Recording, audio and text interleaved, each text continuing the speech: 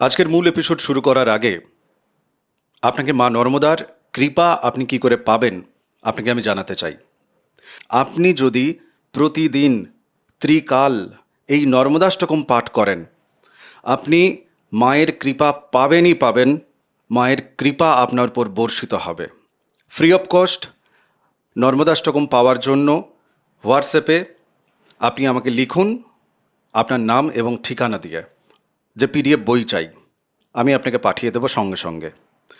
এই পিডিএফ বই আপনি প্রতিদিন 5 জনকে শেয়ার করুন। আর যারা নর্মদাষ্টকম পাঠ চক্রে অনলাইনের মাধ্যমে জয়েন করতে চান ফ্রি অফ কস্ট, তারাও আমাকে হোয়াটসঅ্যাপে লিখবেন। আসুন আজকের মূল এপিসোড শুরু করা যাক। নমস্কার, নর্মদেহার শিবকন্যা মা নর্মদাকে প্রণাম জানিয়ে আজকের এই গুরুচণ্ডাল দোষের যে এপিসোড আমরা শুরু করছি। আমার সাথে গোবিন্দদা আছে। গোবিন্দদা, স্বাগত জানাই। নমস্কার।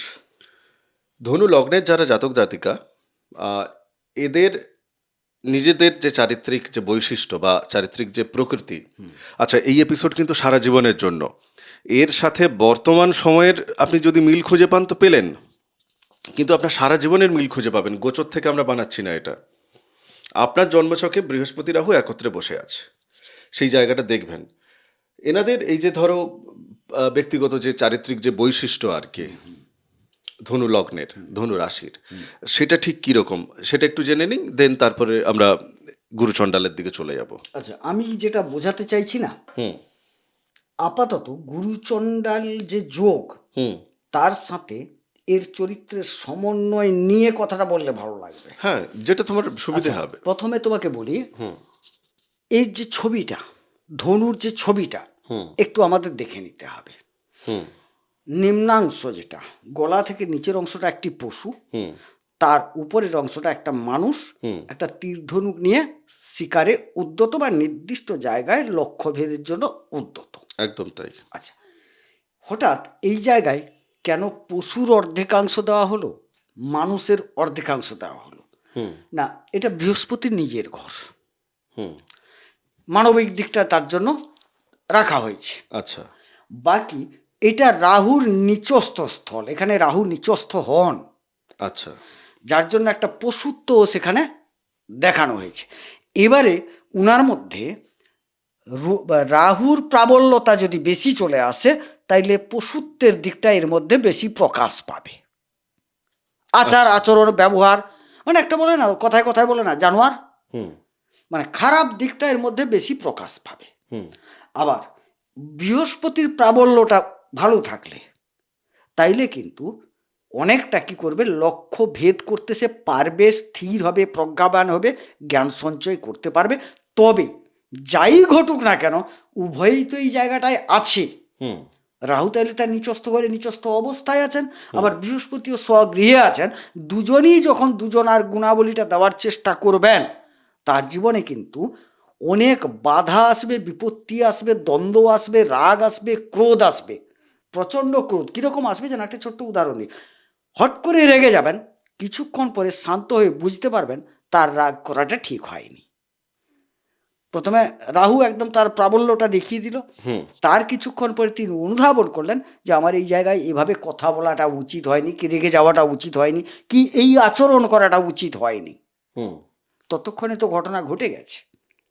হ্যাঁ, না না, সেটা ঠিকই আছে, কিন্তু মানে আমার যেটা বিষয় যে ধরো জাতক বা জাতিকা, তার রাগের আগের প্রশ্নটা কে তুলবে?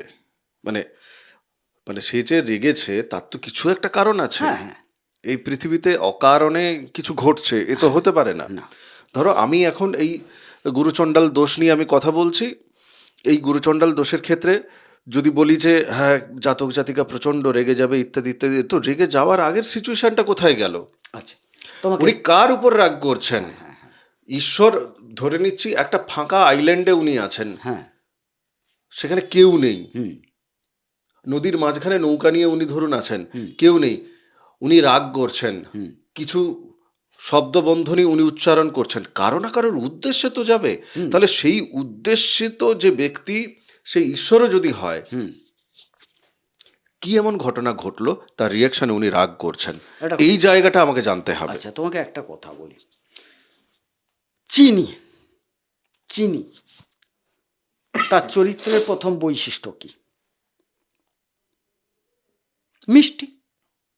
চিনির প্রথম চারিত্রিক বৈশিষ্ট্যটা হচ্ছে মিষ্টতা। ঠিক আছে, তুমি তাকে ব্যবহার করবে মিষ্টি যেখানে প্রয়োজন আছে, বা না ব্যবহার করলেও তার কিন্তু গুণাবলীটা তার মধ্যে থেকে যাচ্ছে। উনি যখন জন্মেছিলেন তখনই এই গুণাবলীটা এর জায়গায় আছে। রাম সাম যদু মধু যাই ঘটনা সামনে ঘটুক না কেন, এনার প্রথম যে রিয়াক্টটা হবে একটু ক্রোধের মাধ্যমে। তুমি খুঁজছো এবারে কার উপর ক্রোধ করবেন। হ্যাঁ, হতে পারে বাবা মার উপর, হতে পারে স্বামী স্ত্রীর উপর, হতে পারে তার ক্লায়েন্টের উপর, হতে পারে তার খরিদ্দারের উপর। ঘটনাটা হচ্ছে যে কথাটায় অন্য কেউ কোনোভাবে রাগ করছে না, উনি কিন্তু রেগে যাবেন। এবং সেটা কবে রাগ করছেন বা কোন সিচুয়েশনে বা কার উপরে হবে, সেটা ওনার দশা অন্তর্দশাটা সেটা ডিপেন্ড আলাদা কথা। করছে। এর প্রাবল্যতাটা বাড়বে, ওটা কিন্তু থাকছে একটা লেভেলে, থাকছে সারা জীবন।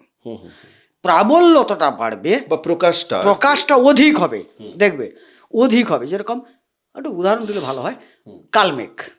কালমেঘ অমনি তুমি একটু দেখবে চেবাবে তেতো, কিন্তু এই কালমেঘকে যখন ছেঁচে দেবে না, তার তীব্রতাটা আরও বৃদ্ধি পেয়ে যাবে, একদম কড়কড়ে তেতো হয়ে যাবে। সেরকম যে ওর একটা এরকম ভাব থাকবে মনের মধ্যে, একটা ক্রোধী ক্রোধী ভাব, কিন্তু এর প্রবল তীব্রতা বৃদ্ধি পাবে যখন রাহুর দশা বা অন্তর্দশা চলবে। হ্যাঁ, এবং আমি সেই যে দশা অন্তর্দশার যে জায়গাগুলো, সেই জায়গাগুলো কিন্তু খুব কঠিন জায়গা একজন হ্যাঁ মানুষের জীবনে। হ্যাঁ হ্যাঁ, একজন মানুষের জীবনে সেই জায়গাগুলো খুব কঠিন জায়গা। একদম। সেই জায়গাগুলোতে যদি আপনি ঠিকঠাক রিয়েক্ট না করতে পারেন, যেমন জীবনে সফলতা পেতে গেলে আপনাকে সঠিক স্থানে, সঠিক মানুষের সাথে, সঠিক ভাষা এবং সঠিক আপনার দৃষ্টিভঙ্গি, কর্ম ইত্যাদি ইত্যাদি, দেওয়া নেওয়া, ওই সমস্তগুলো যদি সঠিক বসে, তাহলেই কিন্তু পুরোটা সফল হয়, পুরো কর্মটা সফল হয়। আজকের এই এপিসোডের জায়গা থেকে আমি আপনাদের কাছে আরও একটি বার্তা সম্পর্কে আমি গোবিন্দবাবুর মুখ থেকেই আপনাদের কাছে আমি পরিষ্কার করানোর চেষ্টা করব।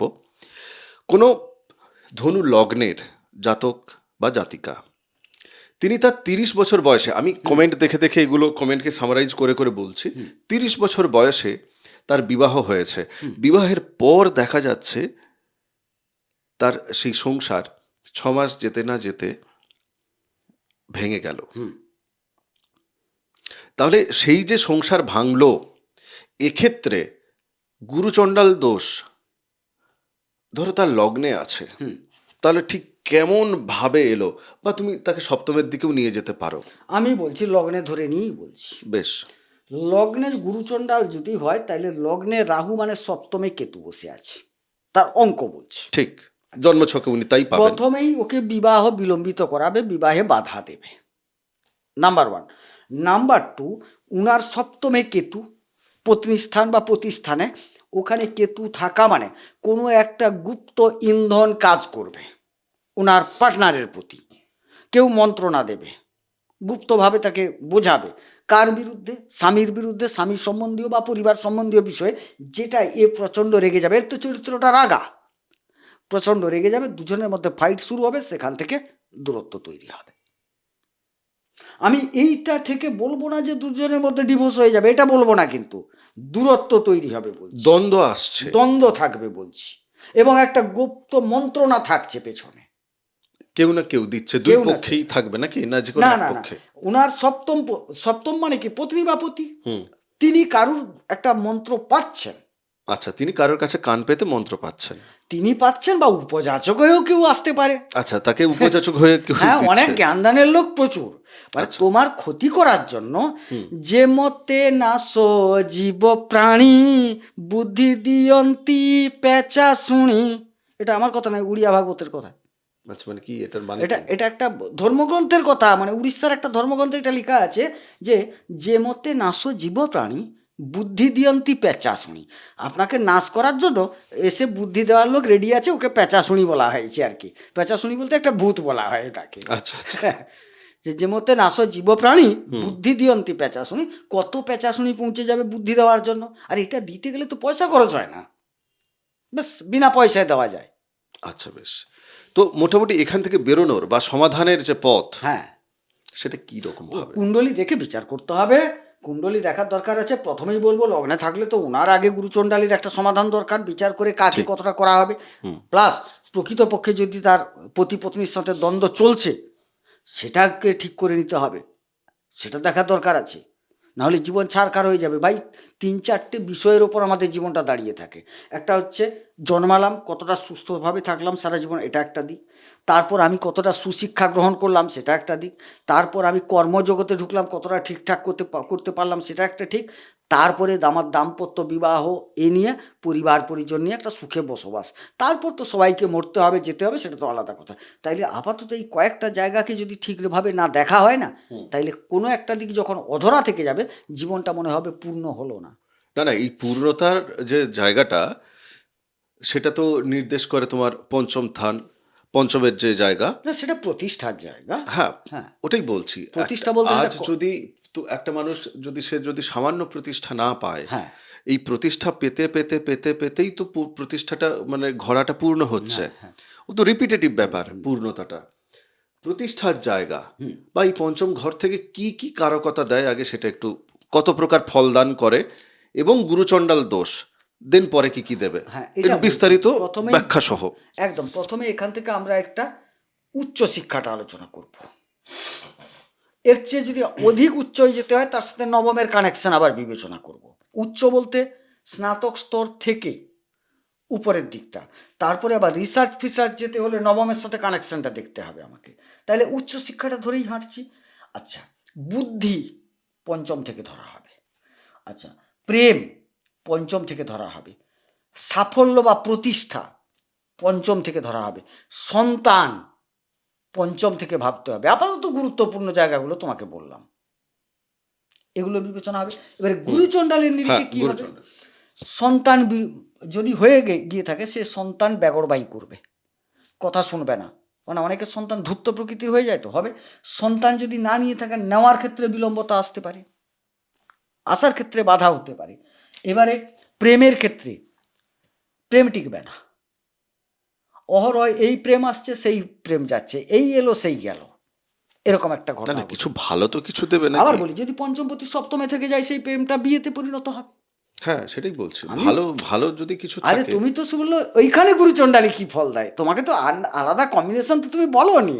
এবারে আমাকে বলতে হচ্ছে কি, এখানে গুরুচণ্ডালী হলে এই ফল দেবে। আবার যদি এর পঞ্চমপতি সপ্তমে যায়, তাহলে প্রেমটা বিবাহে পরিণত হবে। এবারে পঞ্চমপতি কোথায় গেছে সেটা তো কুণ্ডলী ছাড়া আমি বুঝতে পারবো না, না? না, সেটা ঠিক কথা, সেটাও ঠিক কথা। আচ্ছা, উচ্চশিক্ষায় বাধা দেবে, ঠিক। শিক্ষকের সাথে বনিবনার অভাব ঘটে যাবে, পড়াশোনায় বিঘ্নতা আসবে। বোঝা গেল জিনিসটা? তাহলে এগুলো ঘটার সাথে সাথে তাহলে তো প্রতিষ্ঠা ঠিক পাওয়া হলো না। হ্যাঁ, মানে এমন প্রচুর মানুষ, প্রচুর মানে কি বলবো, মানুষ, প্রতিভাবান মানুষ, হ্যাঁ, তারা তাদের জীবন থেকে হারিয়ে যায়। হুম, যে ধরো ক্লাস 11-12 সেই সময় পড়াকালীন অঙ্কে তুখর ছিল, হুম, মানে মাস্টারমশাইরা তাকে আলাদা চোখে দেখতো এবং সে তার যোগ্য ছিল, ঠিক। সেই স্বপ্নগুলো তো কোথায় যেন ভেসে চলে যায়। হুম। কোনো না কোনো কাজ এই পৃথিবীতে বেঁচে থাকার জন্য করতে হয়। কেউ কোনো কোনো কাজ তার নিজের খুশি দিয়ে করতে পারে, হ্যাঁ, কিন্তু প্যাথেটিক ব্যাপারটা হয় যে কর্মটি করে রোজগার করতে হচ্ছে, হুম, সেই কর্মটি তার খুশির কর্ম নয়, না, তাকে বাধ্য হতে হয়েছে, হুম, খুশিতে কনভার্ট করতে হয়েছে। হুম, কোথাও সেটা চুবতে থাকে, হুম, পিঞ্চ হতে থাকে জীবনের শেষ মুহূর্ত পর্যন্ত। একে একে দায়িত্বভার নানান কিছু মাথার ভেতর আসতে থাকে, সাংসারিক জীবন যোগ হতে থাকে। সেখান থেকে দুটি মানুষ, তাদের দুজনের মধ্যে ভুল বোঝাবুঝি যদি সামান্যও হয়, তখন এদিকে যে দুজনে ভরে পড়ে আছে না নিজের নিজের ভার নিয়ে, তখন ছিটকে চলে যাওয়া স্বাভাবিক। বা ওভার রিয়েকশন সেইগুলো চলে আসে। তো আমার মনে হয় যে সত্যি গুরুচণ্ডাল এই যে দোষ, এ মানুষের, যে কোনো মানুষের জীবনের, যার জন্মছকে আছে তার ক্ষেত্রে এটা একটা বড় অভিশাপ। যার আছে যার আছে, তিনি উপলব্ধি করতে পেরেছেন, বা অনেক সময় পারেন না। না না, বেশিরভাগ ক্ষেত্রে তো পারবেই না। কারণ তিনি জীবন রাখছেন, সায়ান্নে গিয়ে পারতে পারে। তিনি কি হয়েছে, যে তিনি দেখাচ্ছেন আমি ঠিক, এটা করার জন্য তো দ্বন্দ্ব, আমি ঠিক, এটাকে প্রতিষ্ঠা করার জন্যই তিনি ঝগড়া করুন, মারামারি করুন, গন্ডগোল করুন। কেন হয়? তুমি একটা জিনিস ভেঙে ফেলেছো, তুমি যদি বোঝো যে আমি ভেঙে ফেলেছি, এটা ত্রুটি হয়েছে, আমার ধরার হোক, অসাবধানতার কারণে হোক আমার ত্রুটি হয়েছে, তাহলে তো ঝগড়ার কোনো প্রশ্ন নেই।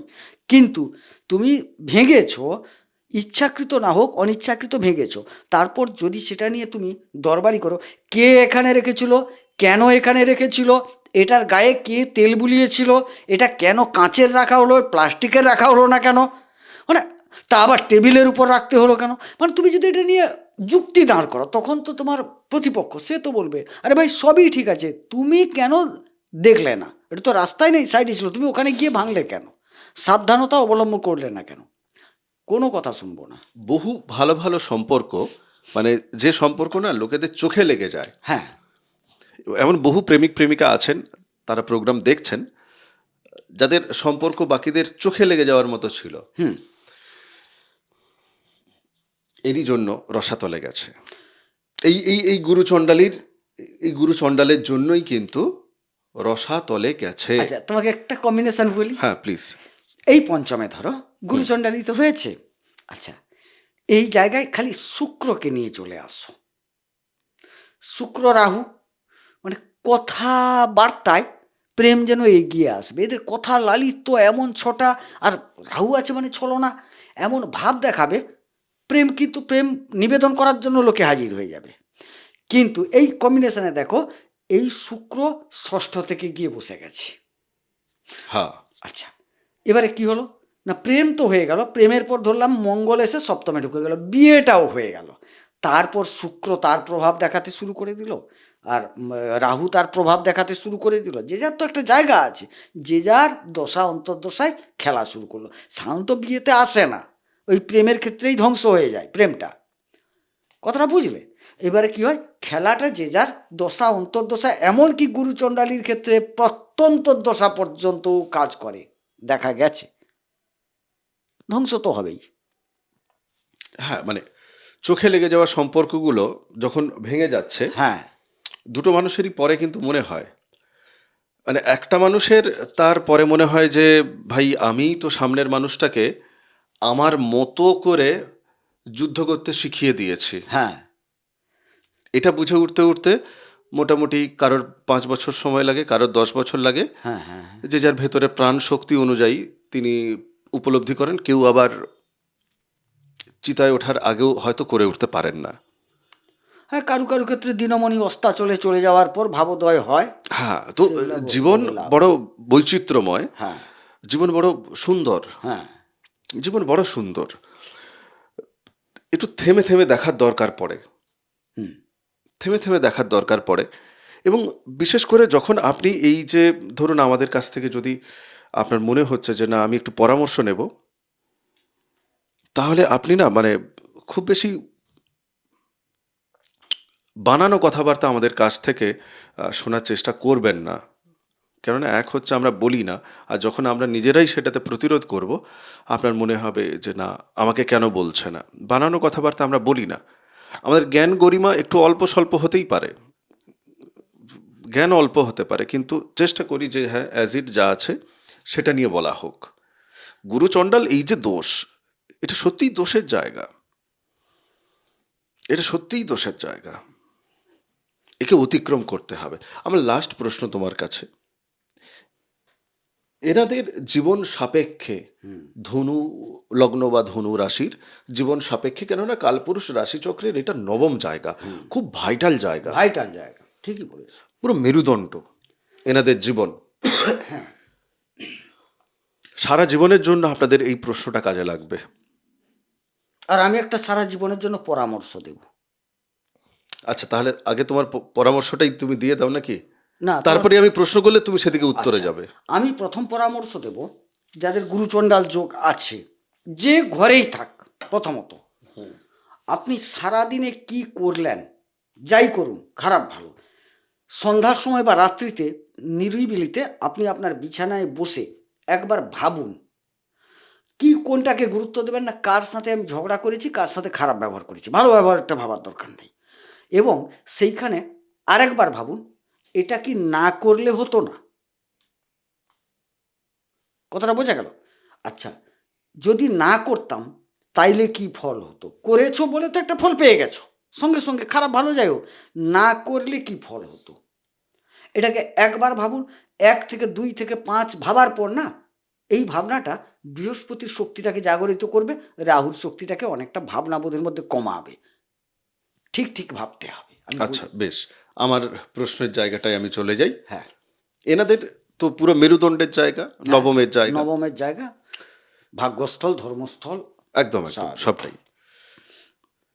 এদের এই যে গুরুচণ্ডালের যে প্রভাব, সেই গুরুচণ্ডালের প্রভাব থেকে তুমি বেরোনোর জন্য একটা রাস্তা বলেছো, বাট আমার প্রশ্নটা যেটা, সেটা খুব স্পেসিফিক, বাট সারা জীবনের জন্য। এনাদের নিজেদের এই গুরুচণ্ডাল দোষটাকে কিভাবে নিজেদের জীবন থেকে সরানো দরকার, এবং সেটা কিন্তু ওনাদের কর্মের মাধ্যমে না, সেটা ওনাদের, আমি যেটা বলার চেষ্টা করছি সেটা হচ্ছে যে ওনাদের চিন্তা ভাবনার মাধ্যমে, থট প্রসেসের মাধ্যমে। ঠিক আছে? তুমি বলছো যে ভাই তুমি খাতায় লিপিবদ্ধ করো, যতই লিপিবদ্ধ হোক না কেন, হিট অফ দ্য মোমেন্টেই কিন্তু সব ঘটনাগুলো ঘটে।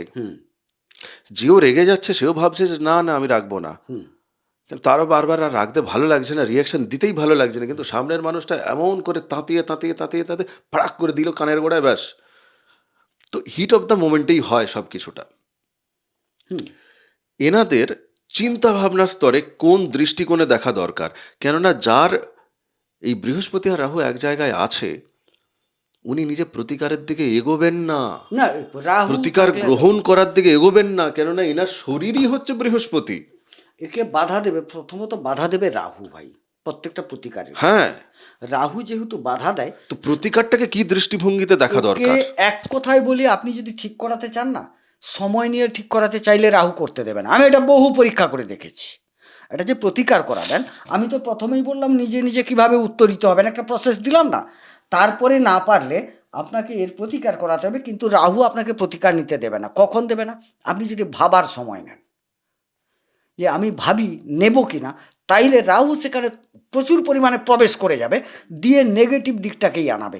অর্থাৎ নিয়ে নিলে তো রাহু প্রশমিত হয়ে গেল, সে তো তার প্রভাবটা রাখতে পারলো না, তখনই সে নিতে বাধা দেবে। আপনি যদি প্রতিকার নিয়ে নেন, তাহলে তো আপনি আপনার জীবনে অতীত থেকে আজ অবধি পর্যন্ত যে যে ক্রিয়াকর্ম আপনার দ্বারা এই পৃথিবীতে সূচিত হয়ে গেছে, ঘটিত হয়ে গেছে, যেগুলোর জন্য আপনি অন্যকে দায়ী করেছেন বা অন্যকে দায় করা হয়েছে, কোর্ট করেছে, আপনার পরিচিত মানুষজন বলেছে যে না ও দায়ী, তুমি দায়ী নয়, তুমি শোনা, ইত্যাদি ইত্যাদি। তো মুদ্রা বিষয় হচ্ছে যে যা যা কিছু অতীত থেকে আজ পর্যন্ত ঘটেছে, সেই সমস্ত ঘটনার অভিমুখটা তো বদলে যায় তাহলে। হ্যাঁ, তো সেই কারণেই রাহু এই ইলুয়েশনটা তৈরি করছে আপনাদের সারা জীবনের নিরিখে। কিন্তু এই প্রশ্নটা আমি করেছি এই কারণেই, কেননা 55 বছর বয়সে গিয়েও বা 65 বছর বয়সে গিয়েও আমি কাউকে বলতে শুনছি যে না এবার এবার আমাকে জীবনে একটু সিরিয়াস হতে হবে, আমি জীবনকে সেইভাবে গোছাতে চাই। জীবন পুরো ছড়িয়ে গেছে, বহু আছে বহু প্রচুর। কিছু করে ফেলেছি জীবনে, এবার আমি একটু ঠিক হই। শোধরাতে চাই, নিজেকে শোধরাতে চাই, হ্যাঁ আমি মানে অনেকের মানে কাছে শুনেছি। হ্যাঁ, নিজেকে তিনি খুঁজে পেতে চাইছেন। হ্যাঁ। এটা খুব প্যাথেটিক ব্যাপার। ওই যে ভাবোদয়টা অনেক বিলম্বে। এটা খুব প্যাথেটিক ব্যাপার, কেননা ধরো তোমার বয়স আমার বয়সের মধ্যে ফারাক আছে 20 বছর। এখন তোমার আজকে যেটা চিন্তা ভাবনা হচ্ছে, তুমি যদি আমাকে বলে দাও যে প্রদীপ এই দিকটা খেয়াল রেখো, তাহলে আমার কাছে 20টা বছর আছে। হ্যাঁ, অবশ্যই। আমি একটা হিসেব করছিলাম, আমি এটা দিয়ে কমপ্লিট করব, অনেক বড় এপিসোড হয়ে যাচ্ছে। একটা হিসেব করছিলাম, একটা মানুষ যদি 75 বছর বাঁচে, 75 ইন্টু 365 ইন্টু যদি 24 দিয়ে গুণ করা হয়, যে 24 ঘন্টা, তাহলে মোটামুটি 6,75,000 ঘন্টার মতো করে তার জীবন। তবু জীবন সায়ান্নে গিয়ে একটা মানুষকে দেখা যায় যে তিনি তার চিতার কাঠ, সেই কাঠের পয়সা নেই, বা তার শেষ বয়সে গিয়ে কিছু নেই। তো ঘন্টায় 1 টাকা করে জমাতে পারলে তো 6,75,000 টাকা বালিশের তলা থেকে পাওয়া যেত, খাটের তলা থেকে পাওয়া যেত। ক্যালকুলেটর এটা বলে, রাহু এটাও দেখায় যে আরে চিন্তার কোনো কারণ নেই, ও গোবিন্দবাবু যাই বলুক, তুমি 1 টাকা করে জমাও, তুমি যেদিন যাবে সেদিন তোমার খাটের তলায় 6,75,000 থাকবে, কিন্তু থাকে না, এটাও সত্য। তাহলে আসল সত্য কোনটা আপনারা খুঁজুন। বাকি যারা জানতে চাইবে তার জীবনের আসল সত্য আছে গোবিন্দবাবু। তপভূমি নর্মদা, মা নর্মদার মাহাত্ম্য কথা অডিও সিরিজ আছে, আপনাকে শোনার জন্য আমি অনুরোধ জানাই। বাকি চ্যানেল সাবস্ক্রাইব করুন। সাবস্ক্রিপশন আপনারা যত করবেন আমার প্রোগ্রাম করতে তত ভালো লাগে। নমস্কার, আগামী এপিসোডে দেখা হচ্ছে, ভালো থাকুন, নমস্কার। নর্মাদি হাস।